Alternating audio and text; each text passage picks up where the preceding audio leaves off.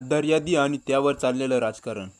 मुंबईपासून पुण्यापर्यंत सध्या सगळीकडे चर्चा आहे. आमदारांचं नाव गायब होणं, खोटी नावं दिसणं आणि त्यावरून सुरू झाले सत्य मोर्चा आंदोलन.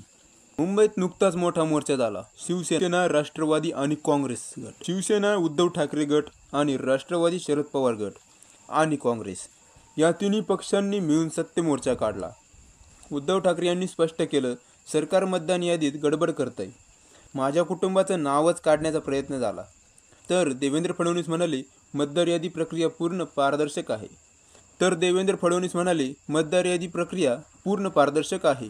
आणि विरोधक मुद्दाम वाद निर्माण करत आहे. म्हणजेच दोन्ही बाजू तयार. एक बाजू म्हणते लोकशाही धोक्यात, तर दुसरी बाजू म्हणते सगळं व्यवस्थित चाललंय. मतदार यादी म्हणजे लोकशाहीचा पाया. जर तुमचं नाव गायब झालं तर तुम्ही मतदानच करू शकत नाही, म्हणजे तुमचा आवाज बंद. म्हणून उद्धव ठाकरे, अजित पवार आणि नाना पटोले हे म्हणतायत, आधी मतदार यादी स्वच्छ करा, मग निवडणूक घ्या. आणि फडणवीसांचं म्हणणं, मतदार यादी ही इलेक्शन कमिशनची जबाबदारी आहे. दोन्ही बाजूचं म्हणणं योग्य वाटतं, पण जनता विचारते, अखेर खरं कोण बोलतंय? संजय राऊत म्हणाले, हा मोर्चा लोकशाही वाचवण्यासाठी आहे. तर बीजेपीचे आमदार अतुल भातखळकर म्हणाले, मोर्चा म्हणजे फक्त मीडिया शो आहे. या टोलाटोलीच्या खेळात सामान्य माणूस मात्र म्हणतो, माझं नाव तरी आहे ना यादीत.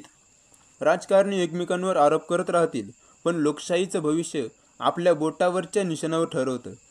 लोकशाहीचा खरा नेता तोच, जो जनतेचं नाव मतदार यादीत ठेवतो, फक्त फोटोवर नाही, यादीत खरंच असलेलं नाव. मग विचार करा, मतदानाच्या दिवशी तुमचं नाव असेल का?